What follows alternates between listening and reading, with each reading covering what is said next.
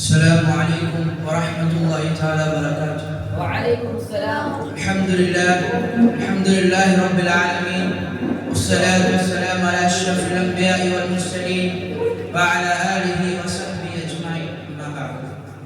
محترم حاضرین اکرام اور میرے آگے بیٹھ کر میرے آواز سننے والے پیارے دوستوں، آج کے دور میں ایک ایسا نظریہ تیزی سے بڑھ رہا ہے، آپ لوگ سنے ہوں گے، جسے لبرلزم کہا جاتا ہے۔ یہ نظریہ اپنے ماننے والوں کو عزت دیتا ہے، انسان کو مکمل آزادی حاصل ہے، وہ جو چاہے کرے، جیسے چاہے جیے، کسی مذہب، معاشرت یا اخلاقی قدر کی پابندی ضروری نہیں۔ بظاہر یہ نظریہ یہ آزادی اور ترقی کا عین بردار دکھائی دیتا ہے، مگر در حقیقت یہ انسان کو خدا سے کاٹنے کا فلسفہ ہے۔ اسلام ایک مکمل ضابطہ حیات ہے جو انسان کو آزادی تو دیتا ہے، مگر حدود و قیود کے اندر۔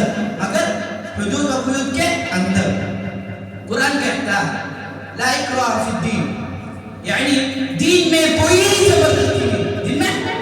زبردستی نہیں، لیکن اسی کے ساتھ قرآن ایک بھی واضح کرتا ہے وَمَن يَبْتَغِ غَيْرَ الْإِسْلَامِ دِينًا فَلَن يُقْبَلَ مِنْهُ، جو شخص اسلام کے سوا کوئی اور راستہ اختیار کرے اس کا یہ عمل قبول نہیں ہوگا، کسی بھی عمل قبول نہیں ہوگا۔ اسلام میں آزادی کا مطلب بے انتقام بننے نہیں، بلکہ ذمہ داری کے ساتھ زندگی گزارنا ہے۔ اسلام یہی وجہ ہے کہ اسلام میں کوئی شخص اپنی مرضی سے حرام کو حلال یا باطل کو حق نہیں بنا سکتا۔ لبرلزم کا سب سے بڑا نقصان یہ ہے کہ انسان کے اندر خوف خدا کو ختم کر دیتا ہے۔ آج مغربی معاشرے میں یہی صورتحال دکھائی دیتا ہے، جہاں خاندان بکھر گئے، اخلاق ختم ہو گئے اور انسانیت کے محض مفاد کی گئی جگہ گئے۔ اسلام کا تصور آزادی اس کے بالکل برعکس ہے۔ اسلام کہتا ہے اصل آزادی یہ نہیں بلکہ تم جو چاہو کرو، بلکہ ایک کہ تم اپنی خواہشات پر قابو پاؤ۔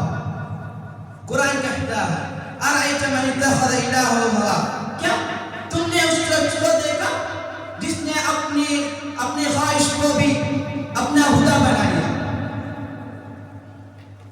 نبی کریم صلی اللہ علیہ وسلم نے فرمایا سید القوم خادمون، یعنی تم میں سب سے بڑا وہ ہے جو دوسروں کی خدمت کرے۔ یہی دراصل لبرلزم کی حالت ہے۔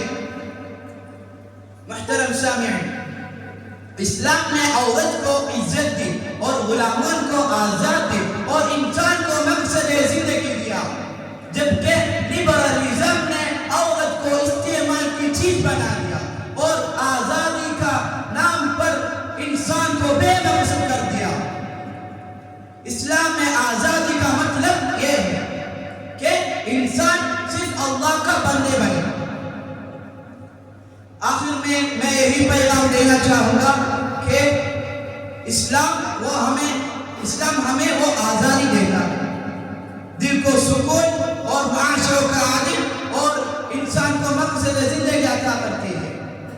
آئے ہم سب یہ عہد کریں گے کہ ہم اسلامی اصولوں پر قائم رہیں گے اور اپنی شناخت کو مغربی نظریات کے طوفان میں گم نہیں ہونے دیں گے۔